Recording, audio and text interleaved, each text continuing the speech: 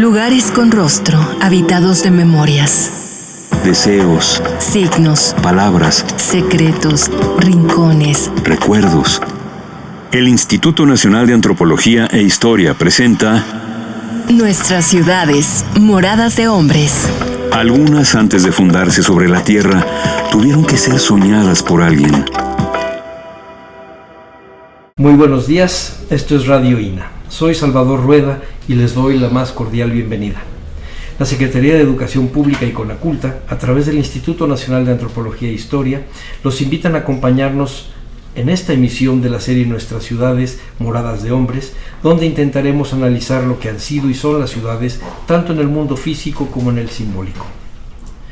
Hoy tenemos el honor de contar con el doctor Alfredo López Austin, investigador del Instituto de Investigaciones Antropológicas de la Universidad Nacional Autónoma de México. Es autor de una vastísima obra. No tenemos más que mencionar quizá una de las más antiguas, Doctor, Augurios y Abusiones, Hombre Dios, Tlalocan y Tamuanchan, Cuerpo Humano e Ideología, Los mitos de Tlacuache, que ya tiene un par de ediciones, cuando menos, lo mismo que Hombre Dios, El Conejo en la Cara de la Luna, que también ya tuvo la suerte de tener una segunda edición, entre los libros más conocidos. En este programa buscaremos reflexionar sobre ese fenómeno tan profundamente humano que es el de los asentamientos urbanos como el hábitat más complejo de nuestra naturaleza biológica, la económica, la social, la mental, la religiosa, la utópica. Hoy, doctor, me gustaría que habláramos sobre las ciudades y esta semilla que nos puede hacer suponer el que pudiesen existir, la semilla de cómo la imaginaron los que la fundaron o cómo imaginaron sus historias míticas y reales. Quería empezar con una provocación.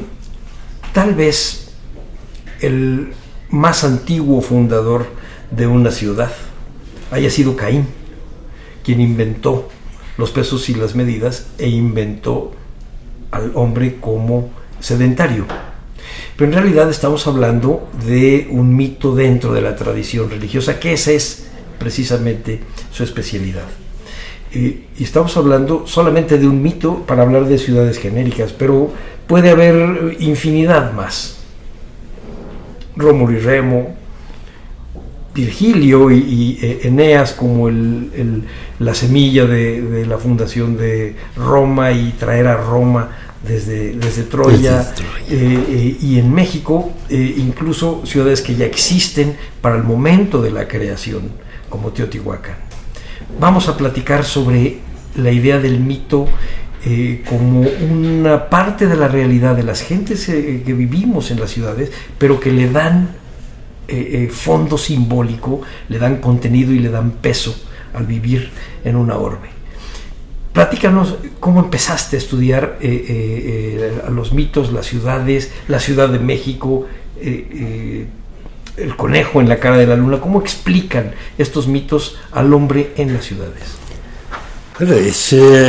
Tenemos que pensar una cosa: el hombre se imagina creado ya con ciertos elementos que son sustanciales, que le son inherentes, que forman su esencia, porque para hablar de mitos tenemos que hablar de gente que cree en esencias, que ya todo lo que nace con algunas características que no cambiarán en su especie jamás. Entonces hay que ver que el hombre nace creyendo que es un ser que tiene propiedades muy especiales sobre los demás seres de la creación. La primera de ellas, el lenguaje.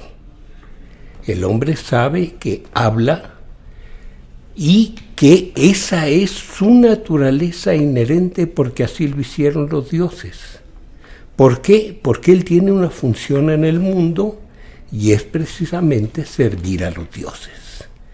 Pero entonces ya con esto podemos caer en una contradicción, porque si el hombre tiene como propiedad inherente el lenguaje, ¿cómo vamos a explicar que los distintos grupos humanos hablen distintos lenguajes?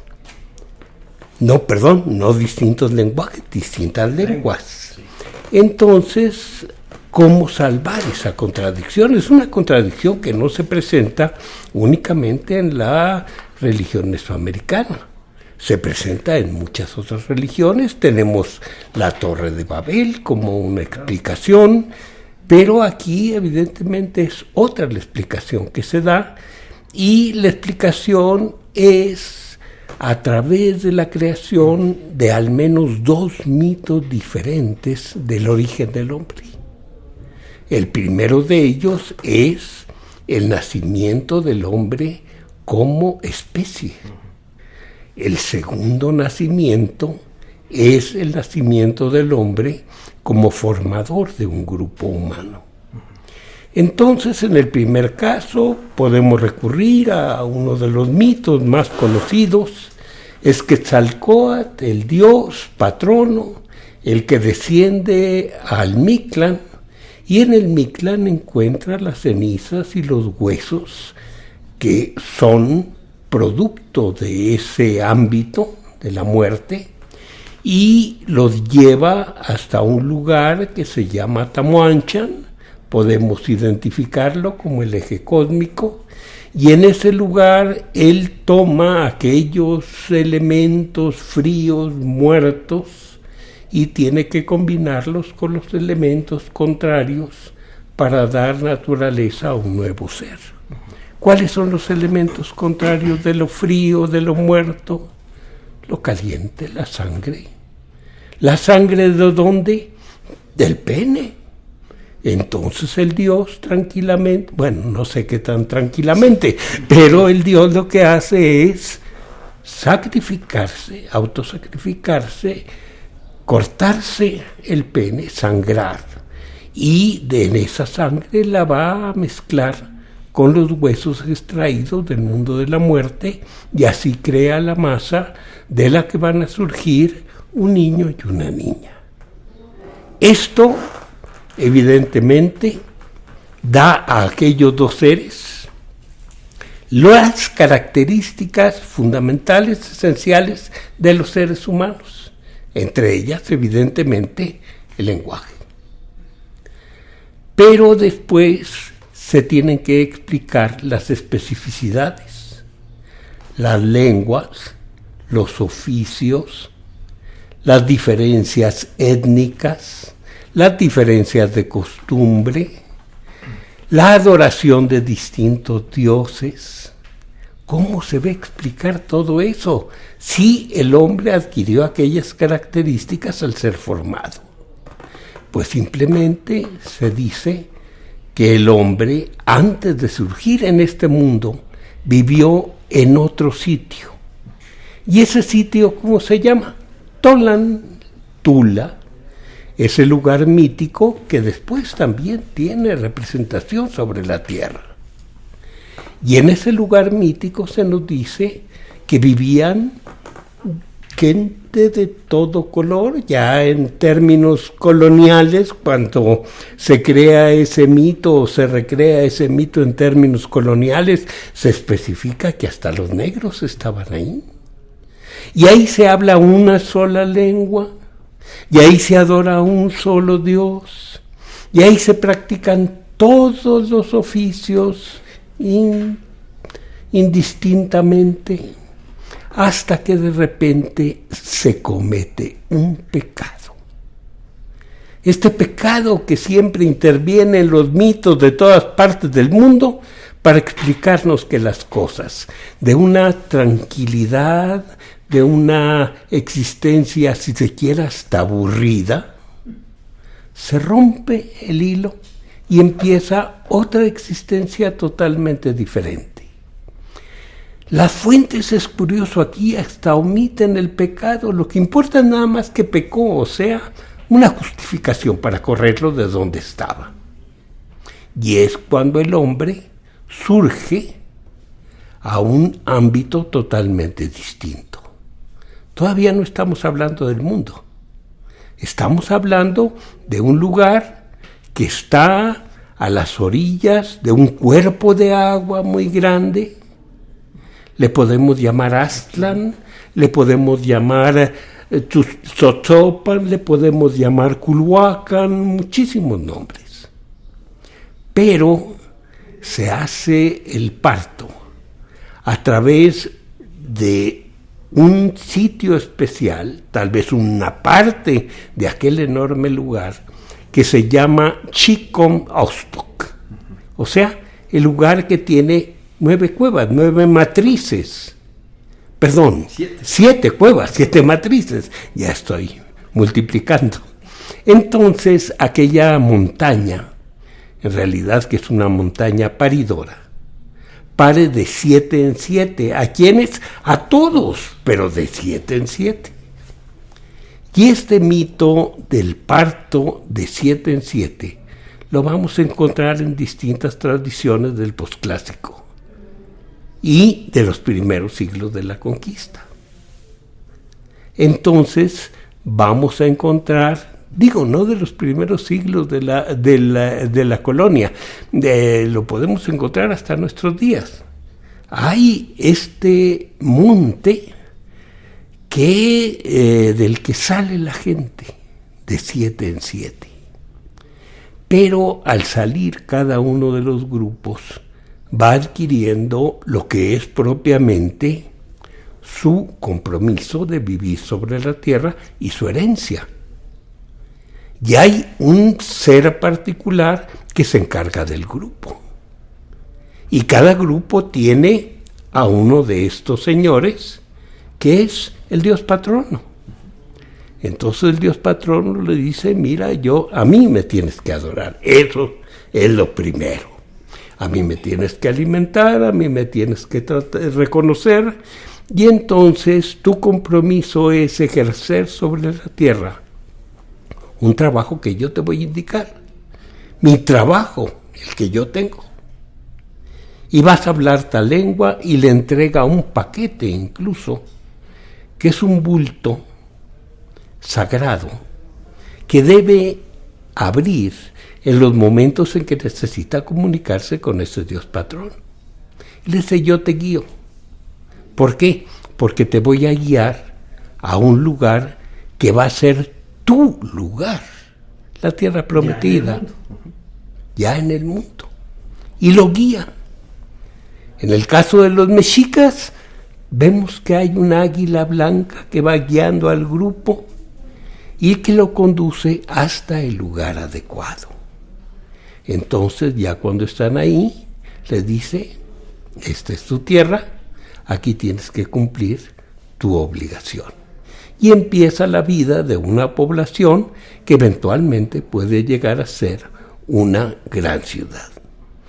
Digamos, esta es la narración, o sea, empezando de A a Z. Pero los mitos también tenemos que leerlos al revés, empezando de Z a A. ¿Por qué? Porque las ciudades no nacen necesariamente con una planeación, una planeación que las lleve a desarrollarse necesariamente en un lugar dado. Muchas veces hay fracasos, o muchas veces no se pensó estar mucho tiempo ahí, y sin embargo la ciudad creció. ¿Qué es lo que se hace? Se va modificando el mito de origen y queda al final adecuado ya a otro sentido de la historia, creado cuando ya la ciudad se ha desarrollado. Y al revés, cuando no se ha desarrollado, yo recuerdo en el libro de Hombre Dios, que les dan para el periodo prehispánico, por ejemplo, Texcotzingo con Texcoco, que les dan este nombre diminutivo del lugar previo al de la sí, exactamente. No se desarrolló, pero si se hubiera desarrollado, ahí hubiera estado Texcoco, ahí hubiera estado México. Exactamente. Y sí, también recuerdo de este libro el listado tan largo de dioses patronos que son los que les dan la profesión a los pueblos completos. Sí, le dan el nombre muchas veces, porque tenemos que el patrono de los mixtecas es Mixtecatl, el patrono de los huastecos es Cuextecatl, el de los otomíes es Otomitl. Entonces cada quien le da nombre, le da existencia, en pocas palabras, le da un pedazo del mismo Dios que se va a colocar dentro del corazón de cada uno de los individuos. Entonces cada individuo es una parte de su patrono. Entonces esto lo hace quedar totalmente comprometido por toda su existencia al servicio de aquel patrono. Bueno, es interesante pensar que este mosaico de mitos finalmente se nota su raíz mesoamericana, es decir, es un mismo panteón y hay reconocimiento de los distintos grupos, aunque sean de diferentes lenguas, del dios patrono a quien a veces, por ejemplo, hay que derrotar y conquistar y llevar prisionero al templo mayor, por ejemplo. Exacto. Se está jugando en las dos esferas. Sí. Pero tienen que corresponderse estas dos esferas.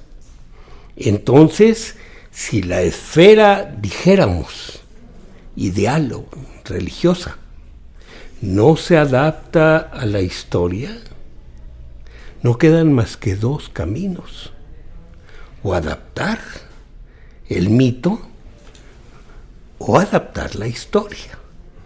Tú, Salvador, eres historiador, yo también, no quiero hablar mal del gremio, pero a veces se configuran las historias de acuerdo con las idealizaciones que se tienen. No, totalmente. En una novela decía Humberto Eco,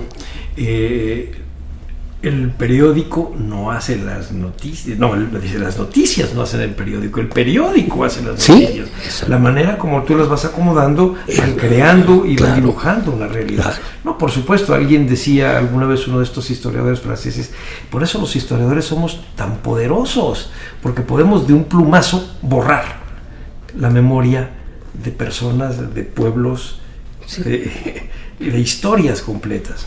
El político cree que va a cambiar el futuro. Nosotros cambiamos el pasado. Pero por supuesto. Bueno, me gustaría que platicáramos un poco, porque es, digamos, la historia mítica paradigmática del portento de la Ciudad de México, de la fundación de la Ciudad de México, pero exactamente así como me lo has platicado, doctor, en donde de repente llegamos también al periodo virreinal y el mito prehispánico se adapta a la mentalidad cristiana, o adapta el cristianismo a su mentalidad y continúa. Y tiene igual un papel político que justifica gobierno, justifica manera de asentarse, manera de moverse, etcétera, manera de sentirse en el mundo. Bueno, aquí tenemos el problema grave, que no contamos con las fuentes necesarias, porque evidentemente los mitos más nuevos van derrocando a los antiguos. Pero sí hay suficiente material para ver que aquel dios que los había extraído de Aztlán, se dice en los textos, bueno, lo que les prometió no era exactamente una vida de conquistas, sino una vida que se desarrollaría en un medio lacustre donde ellos iban a ser pescadores y cazadores, y que iban a tener como armas el atlatl, o sea, el lanzadardos, y un dardo específico que se llama minacachali, que tiene 3 puntas. ¿Para qué es ese dardo? Para cazar aves. Entonces, esto podemos considerar que es lo original. El mito cambia después. Ya cuando este mito nos lo cuenta supongamos en lengua náhuatl, Cristóbal del Castillo, que era un historiador del que no conocemos ni siquiera si era mexica o era texcocano. Ya cuando él nos los cuenta está el mito totalmente transformado. Ya lo que les está prometiendo es que van a conquistar todo el mundo. Y entonces aquel Atlatl, que originalmente era para cazadores de patos o de otros animales, se convierte en el arma con la que van a dominar a todos los pueblos, porque ellos tienen la misión de ser los conquistadores. Ya desde ahí empezamos con problemas. Y luego, incluso con el dios, con Huitzilopochtli. Porque que analizamos la figura de Huitzilopochtli, tendríamos que ver, de las pocas imágenes que tenemos, cuáles son los distintivos exclusivos. Todos los dioses, podemos decir, tienen distintivos de otros, se los prestan. ¿Por qué? Porque es toda una semántica. Los distintivos nos están permitiendo saber qué hace el dios, cómo lo hace, etc. Y hay muchos que comparten acciones. Pero en el caso de Huitzilopochtli, la cosa se pone más grave porque no encontramos más que un solo elemento que le es propio. Todos los demás son de otros dioses. Entonces tenemos que pensar que el que se transformó junto con el mito fue incluso el patrono, como decía Kirchhoff. Aunque no estamos aquí para citar autores, citemos a este gran autor, que en un origen era un dios de pueblos lacustres, ningún dios solar, y que poco a poco se fue solarizando. Bueno, ahorita que mencionas a Kirchhoff, doctor, para hacer ese paréntesis que sí es muy importante, en Hombre Dios tú dices que Kirchhoff mencionaba que no podríamos entender la vida y los nombres de los dioses si no pensáramos que son él y su abuelo o su abuela. Sí, ¿por qué? Porque los dioses mesoamericanos tienen características muy peculiares. En primer lugar, no podemos hablar de un monoteísmo, un politeísmo, sino todo lo contrario, dice todo lo contrario. ¿Por qué? Porque esta división es poco exacta. La divinidad es la unidad de lo divino y al mismo tiempo tiene muchísimas manifestaciones. Entonces un dios se divide en 2, se divide en 4, se divide en 9, se divide en 13 y luego se junta y vuelve a ser lo que era antes, o se junta con otro y es ya otro dios. Entonces al final de cuentas tenemos una dinámica de personalidades que es muy, muy difícil de discernir.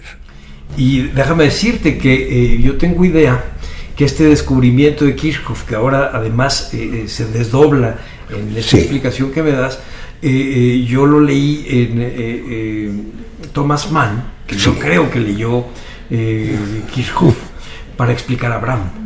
En el libro de José y sus hermanos, él explica cómo va desdoblándose el Abraham patriarca de una idea originaria que no es el que finalmente queda en el de las Sagradas Escrituras. A mí me parece fundamental para entender la evolución de los mitos y que finalmente lo que ustedes han estado rescatando del México prehispánico es solo el último capítulo, lo que se pensó al final antes de que viniera el nuevo amarre, el amarre cristiano, colonial. Sí, pero debemos pensar también que hubo una larga historia que sentó sus bases y que las bases fueron muy firmes y que sobre esto se fue tejiendo y dando variaciones, porque también esto hay que tomar en cuenta. No, por supuesto. La política provoca la transformación de los mitos y los mitos transforman la política. Pero ese es tu descubrimiento más importante. Lo que más me gustó de ese libro de Hombre Dios fue el que está relacionado a la vida política del centro.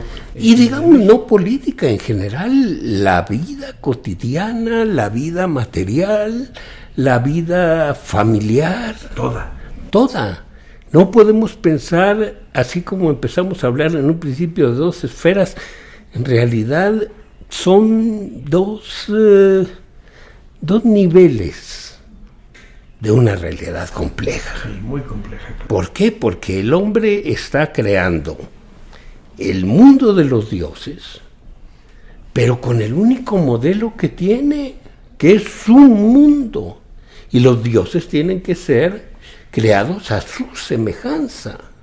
Pero luego tiene que establecer la diferencia y entonces dialécticamente hace un antimodelo de su mundo sobre el mundo construido, y entonces resulta que aquel tiene tales diferencias que no puede confundirse con el presente, pero tiene tales semejanzas que se puede establecer una comunicación perfecta. Sí, bueno, porque nosotros... Y una correlación. Sí, porque además nosotros estamos inmersos en esa misma... Nosotros estamos inmersos en esa eso. Misma realidad, sí. Esa misma explicación de la... Claro, eso de hacer una separación entre el hombre moderno, complejo, y el hombre antiguo, simplón, es una simplonería. Sí, por supuesto. Sí. Fíjate que en el castillo de Chapultepec tenemos un cuadro del siglo XVIII sobre la fundación de Tenochtitlan, y el relato del óleo es muy barroco porque son varias escenas. Sí. En donde van los migrantes y después aparece una aguilita del lado derecho y después aparece ya el águila sobre el nopal.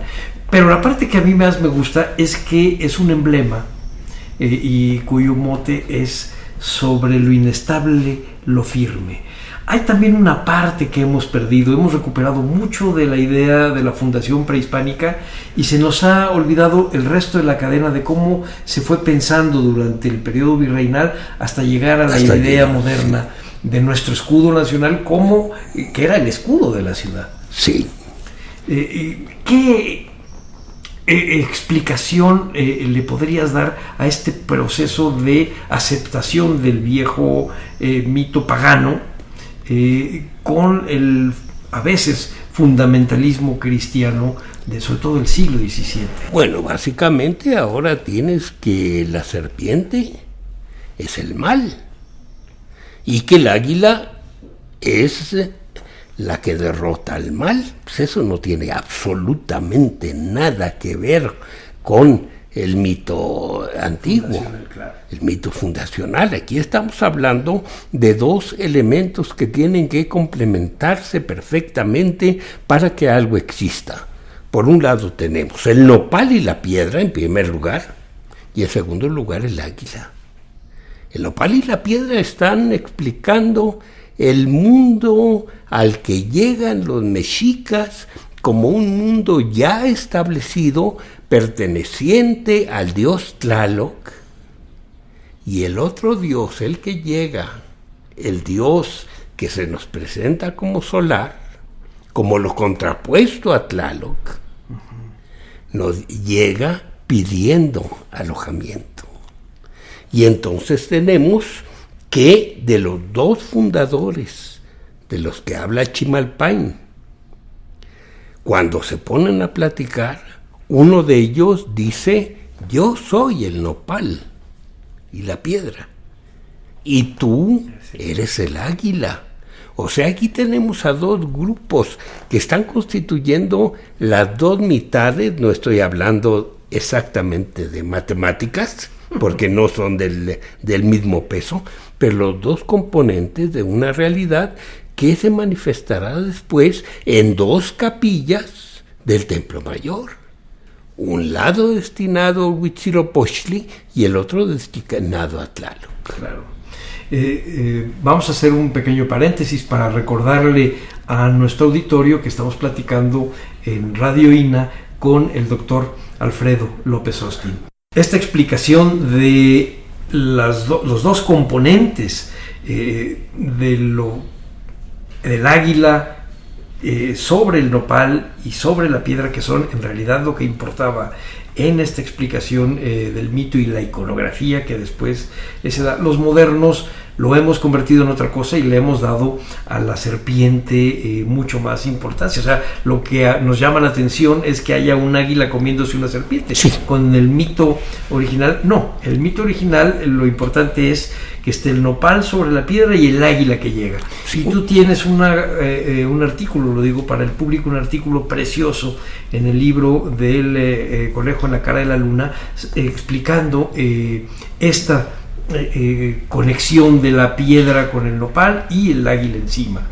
Y yo recuerdo alguna vez que platiqué contigo, que me fue muy útil hace muchos años, que estaba yo haciendo un trabajo sobre Cuauhtémoc y te mostraba en algunos códices y otros en las imágenes del Florentino, del libro 12, que cuando se hablaba en la conquista de estar en Tenochtitlan era solamente el nopal sobre la piedra, Sí. y la ida hacia Tlatelolco es donde estaba el águila sobre el montículo de arena. Entonces, sí quedaba también muy diferenciado en estos dibujos, Sí. en los relatos de estos dibujos, la dualidad en la ciudad. Exacto. Sí, y tenemos que pensar también en que esta dualidad se repite hacia arriba y hacia abajo, de tal manera que nada puede existir en el mundo si no es dual. Todo tiene que tener su contraparte. Y la explicación es muy clara. Si no tienes tú dos elementos contrarios, opuestos y contrarios, ¿cómo se mueven las cosas? ¿Cómo hay movimiento en el cosmos? Y ese es un principio, esta dualidad es un principio no nada más mesoamericano. Te puedes trasladar cuando menos, a toda América y lo encontrarás. Pero tienes que tomar en cuenta que también es la base de pensamientos muy, muy desarrollados, entre otros el de la filosofía china. Sí. Pero a ver, doctor, y una vez que llega y se establece el cristianismo, los españoles son los que aceptan este emblema. Por supuesto que le dan una nueva traducción. Sigue el sedimento mitológico en la población indígena, pero aceptan el emblema también los españoles y empieza a tener ya la transformación hacia la interpretación moderna ya no lo superior y lo inferior, sino del emblema particular del mito fundacional de un dios que lleva a los indígenas a fundar una ciudad que es un imperio. Sí. Y es tan pesado y tan fuerte que el obispo Palafox, cuando fue virrey, quiso borrar todas las imágenes que había en la ciudad del emblema, ya cristianizado incluso. Es decir, lo que quita es el águila que está en la fuente de la plaza central y quiere poner una virgen. El ayuntamiento no le hace caso. Es decir, ahí hay también otra transformación mítica, pero ya cristianizada. ¿Tú has encontrado alguna causa por la cual hayan sido los españoles los que lo aprueban? Yo tengo una hipótesis que te puedo platicar.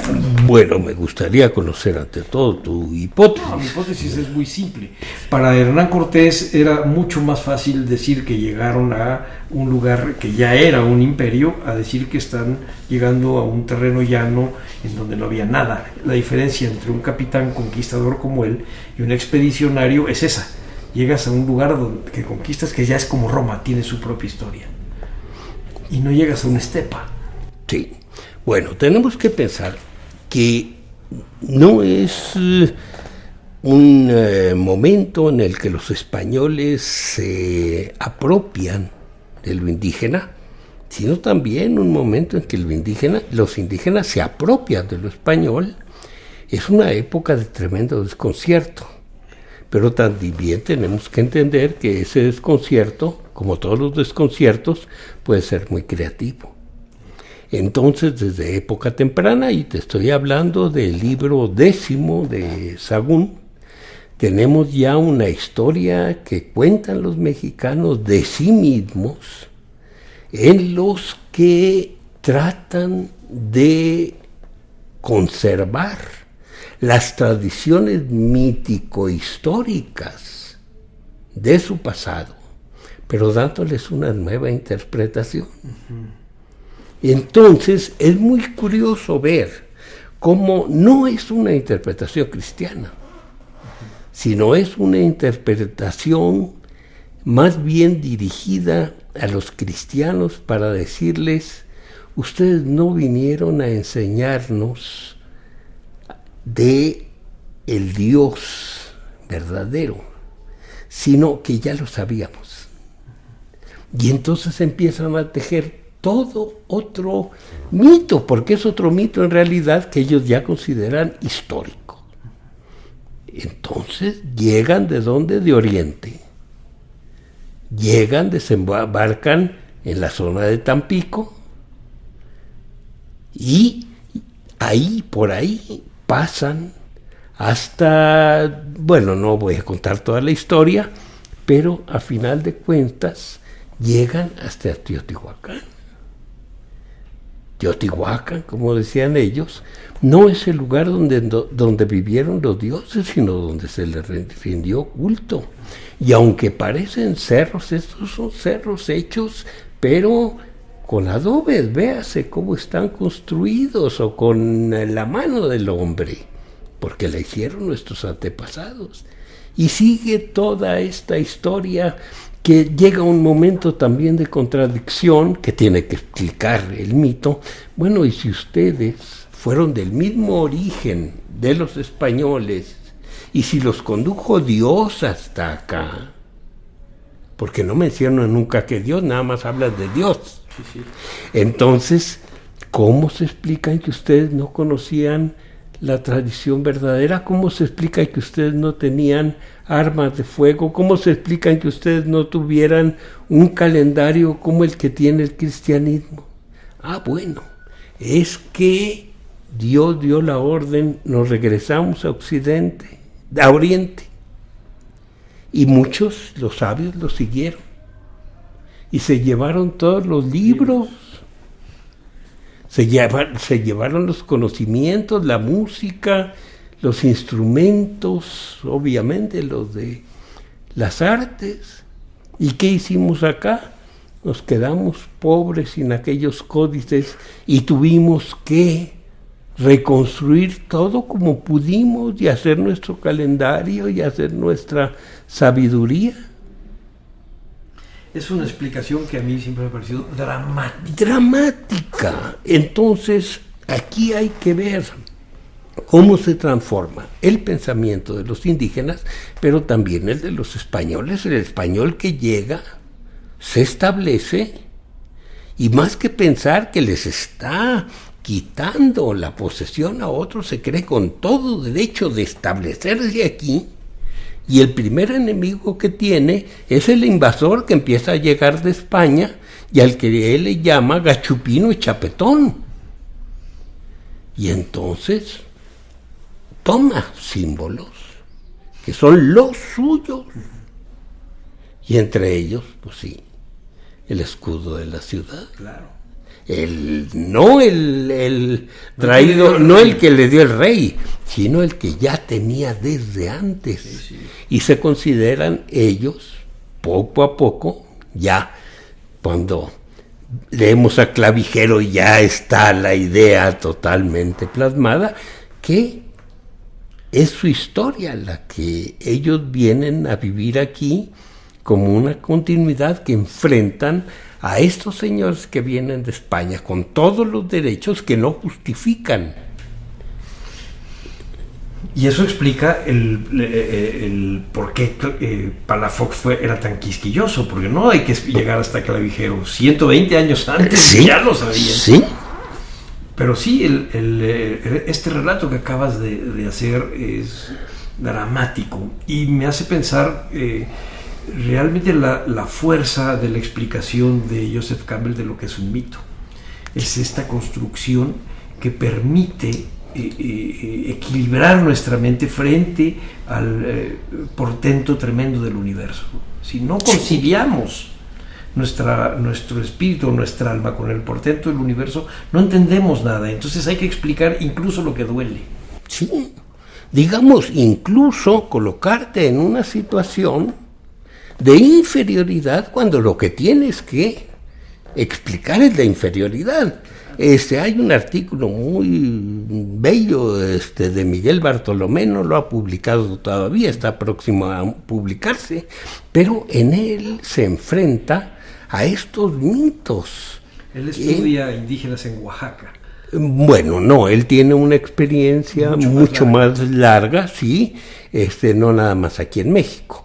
Sí. Pero en fin, su estancia en Oaxaca es la de él y la de Alicia Barabas, son fundamentales para entender la realidad indígena del Estado. Pero él hace un análisis de estos mitos en donde dice es más valiosa la comprensión de la razón cósmica. ¿Por qué nosotros no tenemos esto y ellos sí?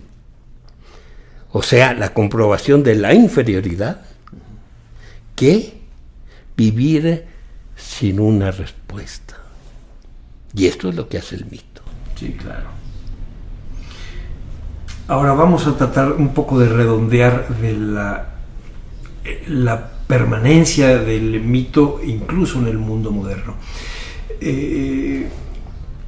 Los mitos prehispánicos, digamos, en su relato más puro, son finalmente un redescubrimiento de intelectuales y de estudiosos del siglo XIX, del XX y del XXI.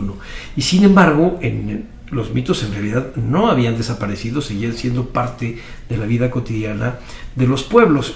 Y eso nos ha permitido pensar que la existencia de Mesoamérica ha seguido el ritmo y la respiración de la propia civilización occidental. Y encuentras en Chicago o en Nueva York o en San Francisco mitos mesoamericanos de raíces muy muy antiguas que se están ahora desdoblando y convirtiendo en parte de una realidad que no sabemos a dónde va a dar, pero que los explica a ellos como un grupo con la misma, casi en el mismo tono que nos lo acabas de platicar del mito originario del hombre ya en el mundo.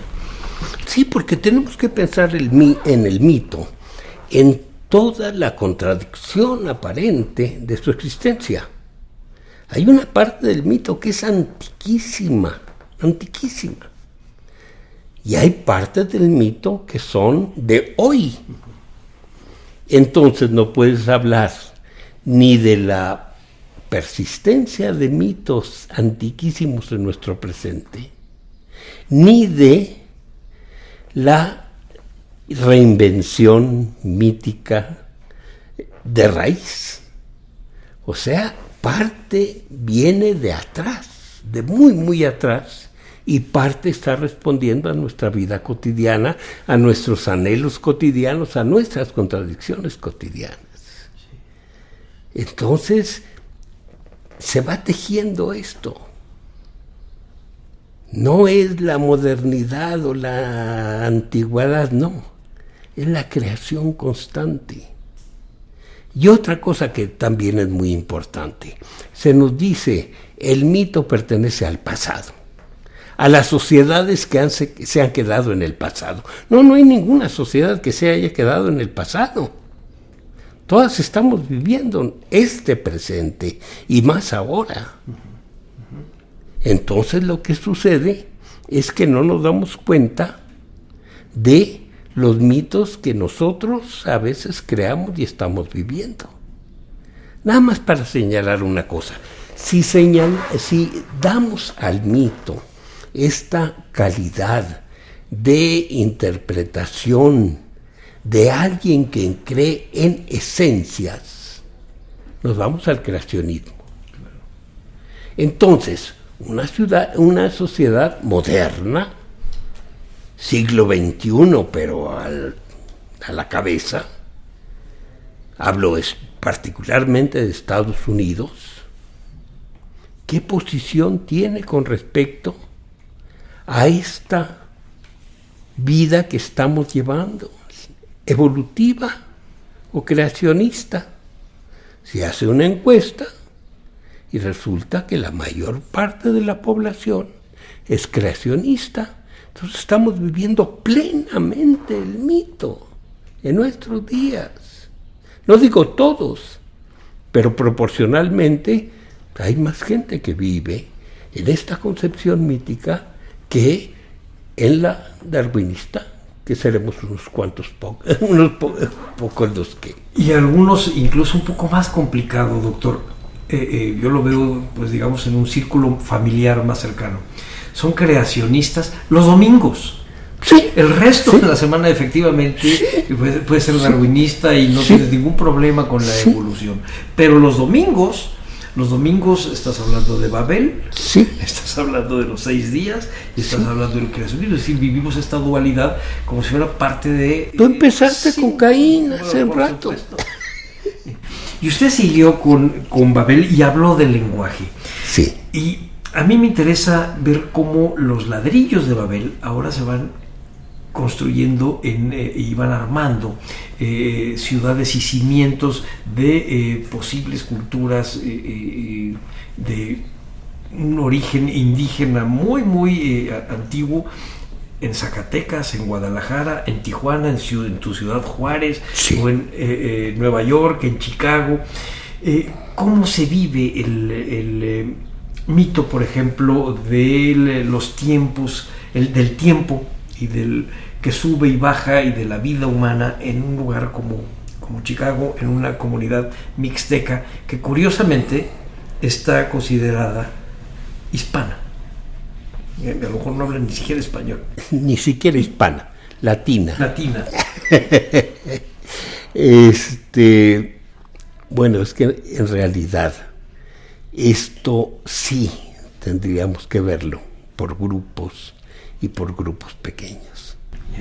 Estamos conviviendo todos con concepciones, no nada más de la historia del mundo, que son totalmente incompatibles, pero tenemos puntos de contacto y comunicación que nos hacen creer que pensamos todos igual.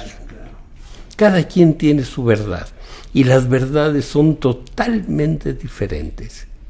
Hay un médico aquí, un investigador, quedamos de no citar muchos autores, pero Carlos Aguado, que se dedicó a investigar cómo en este trato cotidiano de pacientes y médicos tenía cada uno una concepción totalmente distinta del cuerpo humano, sus órganos y sus funciones. ¿Quién se da cuenta de esto? Una vez llegamos, uno de mis hijos y yo, a Tula. No sé por qué no había nada de gente visitando las ruinas, estaba únicamente el encargado. Bastante borracho, por cierto, pero con una aptitud para atendernos extraordinaria. Y nos contó toda la historia de México. Es una de las versiones más interesantes que he oído. Benito Juárez dialogando con Hidalgo, con Zapata, con Villa, pero tan bien ajustado que lamentamos no llevar una grabadora. Pero hubiera sido muy, muy interesante dar esa versión para que Pedro Salmerón la realizara. Claro. Sí, le echara de su ronco pecho, Pedro. Muy bien. El mito en el mundo moderno, efectivamente, pareciera que había habido una suerte de retroceso del pensamiento religioso en las grandes ciudades con la educación científica, etcétera, y resulta que no. Que incluso alimenta al mito o lo envuelve sin que haya mucha contradicción. Tú dices en el Conejo en la cara de la luna que el mito se va recreando todos los días. Sí. Todos los días. Y yo me acuerdo cuando hace como unos 40 años que fuiste mi maestro, que tuvimos que hacerte un trabajo. Que yo hice un trabajo en Xochimilco, porque además tenía que ser muy cerca de la Ciudad de México. Nos mandaste a hacer un trabajo sobre Chinampas, pero yo lo que saqué era de cómo había un sacerdote de no sé qué dios local que se podía convertir, además era un nahual, que se podía convertir en llanta. Y eso era su gran característica, porque podía caminar y dejaba sus huellas, claro, que eran las de una llanta. Y se va ajustando. ¿Tú has tenido alguna versión de que tenga que ver con algo ya ligado a la vida de las computadoras y que sea el mismo viejo mito armado con lo que está apareciendo? Sí, de repente cito ejemplos. Por ejemplo, ahí está el conejo en la cara de la luna, que uno de los mitos que señalo allí es un mito muy interesante, obtenido entre los celtales por una investigadora muy, muy notable, que nos está hablando de una feria de pueblo con la rueda de la fortuna. ¿Por qué? Pues es la nueva realidad.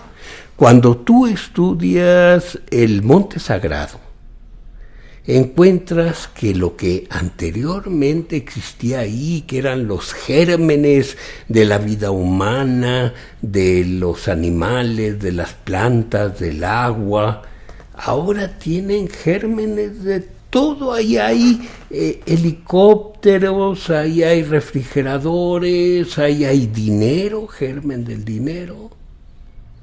Y eso es lo que permite que haya riqueza sobre la tierra. ¿Por qué? Porque el mito se reactualiza, no es para explicar el pasado, claro, para explicarme lo de hoy, el presente. Y entonces ves que pueden existir mitos en que los antiguos, los prehombres, se fueron a vivir a Estados Unidos. Y allá siguieron desarrollándose y son los que inventaron los automóviles. Están explicando una realidad actual. Claro. Así vivimos creando mundos a partir de nuestra necesidad de entender este mundo. Muy bien, vamos a tratar nada más de terminar esto con algo con lo que empezaste. Yo decía que Caín era finalmente el fundador de las ciudades, y tú me dices, sí, nada más que hay algo anterior a Caín, que es el lenguaje. Sí. El acto siguiente de la creación del hombre y de la mujer fue la posibilidad que les da Dios de nombrar a cada uno de los animales, y los va pasando por enfrente y les dice, tú te ibas a llamar tal cosa, y el hombre es el que va a estar encima de ti. La fuerza del lenguaje en el mito. ¿Cómo se da en Mesoamérica? Vamos al Popol Vuh. ¿Qué es lo que nos dice el Popol Vuh? Se crea el hombre después de varios intentos hasta que se logra que haya una criatura que pueda hablar. ¿Por qué todos los seres, todas las criaturas tienen una comunicación intraespecífica? Cada quien se entiende, ¿verdad?, su lenguaje. Pero el hombre entiende no nada más el lenguaje del hombre, sino que puede dirigirse a los dioses y los puede entender lo que los dioses dicen. Esta comunicación le permite establecer con los dioses un compromiso de yo te sirvo y tú me sirves. Tú dame el sol, tú dame la lluvia, yo te doy mi trabajo. Y con el trabajo te hago ofrendas. Pero tiene que existir la voz. Claro. La voz que es en sí misma un trabajo. porque las oraciones son consideradas un trabajo.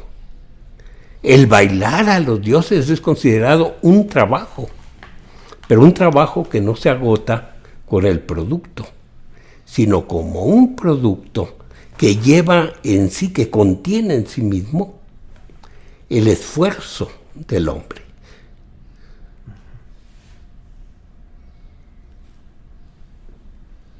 Bueno, pues estamos construyendo, estamos juntando los distintos ladrillos de Babel para ver cómo hay en el mito siempre elementos que son comunes. Yo te diría, y solo te lo hago por provocar, que esto que me acabas de contar, te diría, bueno, lo pudo haber contado un protestante, por esta idea del trabajo todo como la característica del hombre frente al Dios. Sí, nada más que para el protestante el trabajo es un castigo.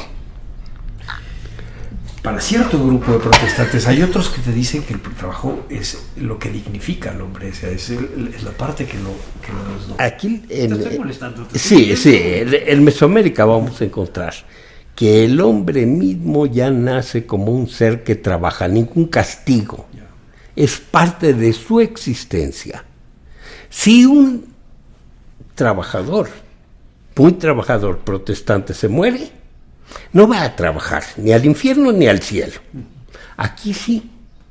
Si va al Mictlán, tendrá que dedicarse a contribuir con los agricultores. Si va a Tlalocan, también tendrá que darles lluvia. Si va al cielo del sol, tendrá que acompañar al sol en su camino. O sea, sigue trabajando. ¿Por qué? Porque es inherentemente trabajador. Bueno, y efectivamente en tu libro del mito de Tlacuache, el Tlacuache trabaja. Claro. Los animales trabajan. Bueno, sí, pero el Tlacuache en este sentido es una advocación de un dios. Sí, ok. Está bien. Sí, sí, porque los dioses trabajan. Y es precisamente una de las leyes que se establecieron para crear el mundo. Todo el que esté en el mundo o que venga al mundo trabaja. Hay que trabajar, claro. Sí. No puede estar nada más ahí quieto. Nada, ni hombres, ni dioses, ni muertos, ni nada. Ni plantas ni animales. No, todo lo que está aquí trabaja.